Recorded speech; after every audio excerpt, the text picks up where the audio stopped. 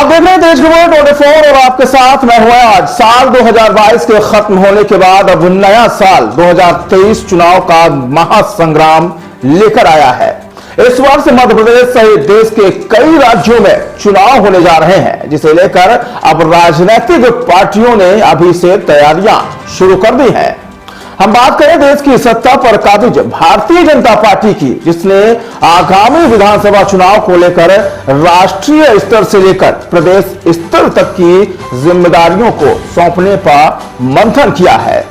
तो आइए जानते हैं क्या है बीजेपी की तैयारियां और मध्य प्रदेश में किसे मिल सकती है कौन सी जिम्मेदारियां। भारतीय जनता पार्टी के राष्ट्रीय अध्यक्ष जगत प्रकाश नड्डा के कार्यकाल को बढ़ाए जाने के बाद अब मध्य प्रदेश के भाजपा प्रदेश अध्यक्ष वी.डी. शर्मा के कार्यकाल को लेकर भी चर्चाओं का बाजार गर्म हो चुका है।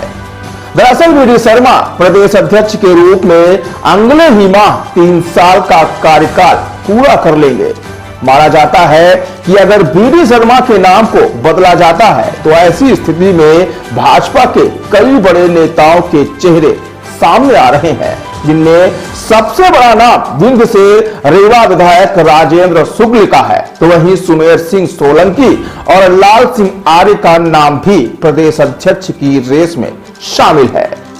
अब आइए जानते हैं राजेंद्र शुक्ल के नाम की क्यों हो रही है चर्चा और प्रदेश अध्यक्ष की रेस में क्यों है उनका नाम सबसे आगे। विंध्य के कद्दावर बीजेपी नेता राजेंद्र शुक्ल का नाम इस रेस में सबसे आगे बताया जा रहा है। इसके पीछे का कारण भी वाजिब है। दरअसल प्रदेश की राजनीति में राजेंद्र शुक्ल का नाम एक बेहद ही निर्विवाद और बेदाग नेता के तौर पर लिया जाता है। इसके साथ ही शुक्ल के नाम पर सीएम शिवराज की सहमति भी मिल जाएगी, क्योंकि राजेंद्र शुक्ला मुख्यमंत्री के भी बेहद करीबी माने जाते हैं। बात करें साल 2018 के विधानसभा चुनाव की, तो राजेंद्र शुक्ल के नेतृत्व में भाजपा ने विंध्य क्षेत्र में बेहतर प्रदर्शन करते हुए 30 में से 24 सीटों पर जीत हासिल की थी, जबकि वर्ष 2013 के विधानसभा चुनाव में विंध्य का प्रदर्शन बेहद ही खराब था तथा तब 30 में से 17 सीटें भाजपा के ही खाते में आई थी। वहीं साल 2018 में महाकौशल क्षेत्र में बीजेपी को तगड़ा झटका दिया था। अंचल की 38 सीटों में से कांग्रेस को 23 और भाजपा को सिर्फ 14 सीटें ही मिली थी, जबकि एक सीट निर्दलीय के खाते में गई थी। ऐसे में जहां एक और विंध्य क्षेत्र के कद्दावर नेता को प्रतिनिधित्व देकर बीजेपी विंध्य को साधने की कोशिश कर सकती है, तो वहीं विंध्य से लगे महाकौशल क्षेत्र में भी इसका सकारात्मक प्रभाव पड़ेगा। कहा तो यह भी जाता है कि महाकौशल में भी राजेंद्र शुक्ल का अच्छा प्रभाव है।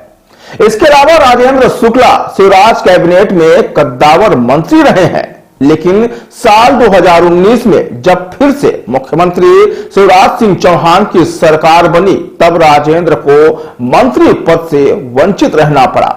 ऐसे में भाजपा राजेंद्र को प्रदेश अध्यक्ष की कुर्सी सौंपकर हिसाब को बराबर करना चाहेगी। अगर इस बार भी सवर्ण प्रदेश अध्यक्ष बनाया गया तो फिर राजेंद्र शुक्ला ही सबसे आगे होंगे। हालांकि पार्टी सूत्रों की माने तो अब पार्टी की ओर से अब तक प्रदेश अध्यक्ष को बदलने का कोई भी इशारा नहीं किया गया है। माना जा रहा है कि राष्ट्रीय अध्यक्ष की तरह प्रदेश अध्यक्ष का भी कार्यकाल बढ़ाया जा सकता है। बहरहाल अब देखना यह है कि आगामी विधानसभा चुनाव को लेकर मध्य प्रदेश में बीजेपी क्या बदलाव करती है।